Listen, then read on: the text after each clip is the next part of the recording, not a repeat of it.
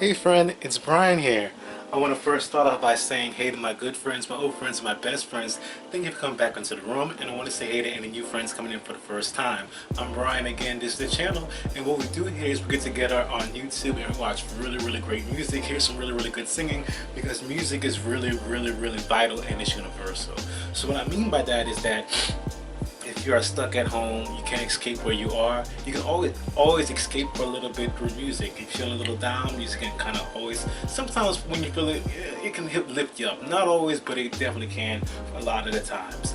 And if you are having a problem where you feel like you can't really connect with people, music can be a connector for you. Despite the distance, despite any language barriers, music can overcome those things.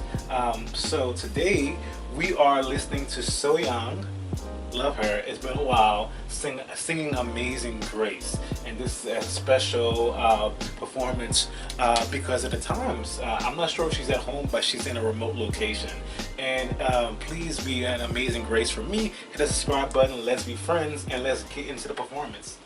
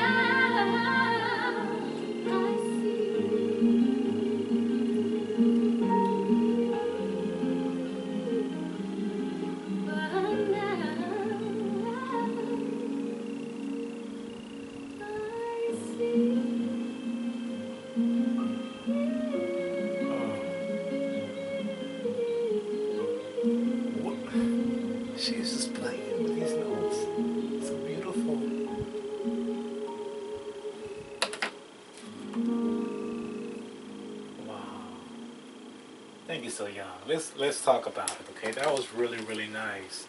Um, it sounded like a lullaby at times. It sounded almost like a country song at times too because of the guitar and the intimacy of it. Always, I mean, the country is very vast. It's not just that, but I always think of a guitar sometimes and an intimate vibe. Acoustic guitar and intimate vibe has a kind of a country effect. So that was really interesting. This reminded me a little bit of the time when she sang "I Could Only Imagine" because she was in the studio as opposed to being on stage. But I don't remember that performance quite that well. It was a while ago, off the top of my head. But I remember um, hearing her in the studio was a different experience for me because I was just so used to always hearing her on stage. But this one was a little bit different for me because she was singing. I don't know why. Maybe it's because she was singing "Amazing Grace," but there was this softness to her voice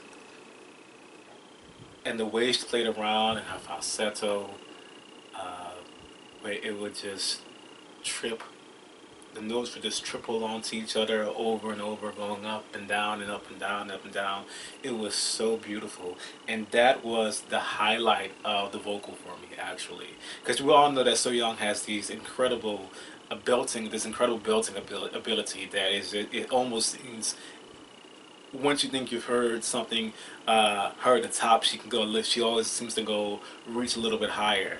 But I really was more struck by the way she played so softly in her voice, especially because of such an intimate performance. That's what really, really touched my spirit.